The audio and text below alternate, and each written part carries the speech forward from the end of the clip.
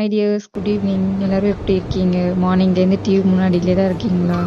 யார் வின் பண்ணுவாங்கன்ட்டு? நானும் அப்படி தான் இருக்கேன். இப்போ வரைக்கும் அப்படி தான் இருந்தேன். ஸோ டோட்டலி அவர் ஹீரோ விஜய் வின் பண்ணிட்டாரு. Really very very very happy.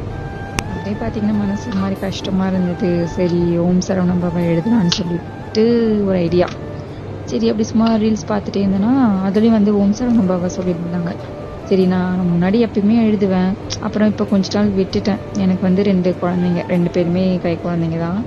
So 2 பேரையும் பார்த்துக்கிட்டு வீட்டு வேலையும் பார்த்துட்டு என்னால் கண்டினியூஸாக எழுத முடியல. ஸோ விட்டுட்டேன் எழுதுறதே. இன்னைக்கு உட்காந்து திரும்பி எழுதினேன். நம்ம ஓம் சரவண பாபாவை அப்படியே எழுதுறதை விட்டு அப்படியேவும் எழுதலாம், பட் இந்த மாதிரி எழுதுனா ரொம்ப பவர்ஃபுல்னு சொல்லி நான் நிறைய வீடியோஸில் பார்த்தேன்.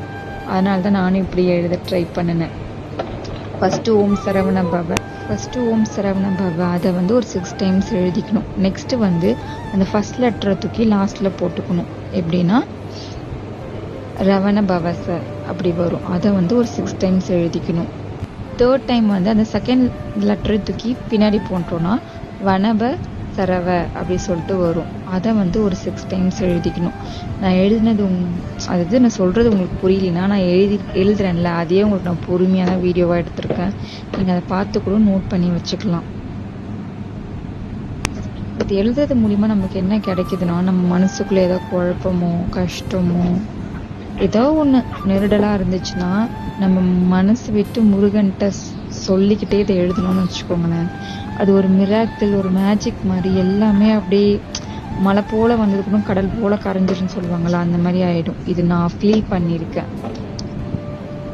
சரிங்களா? நீங்களும் ட்ரை பண்ணி பாருங்கள். 4th டைம் என்னென்னா நபவ சரவ அப்படி சொல்லிட்டு வரும். அது ஒரு 6 டைம். அடுத்து 5th டைம் வந்து எப்படி எழுதுனா பவ சரவன அப்படி சொல்லிட்டு ஒரு 6 வாட்டி எழுதிக்கணும்.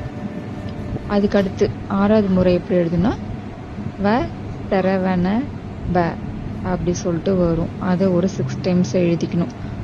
நான் சொல்கிறது புரியலனா நான் எழுதுறதே நீங்கள் நல்லா நோட் பண்ணி நீங்களும் எழுதுங்க. இப்படி நம்ம எழுதிட்டு டோட்டலாக கவுண்ட் பண்ணி பார்த்தோன்னா ஒரு 36 டைம்ஸ் வரும். நம்ம இதை எழுதிருப்போம் 36 டைம்ஸ்.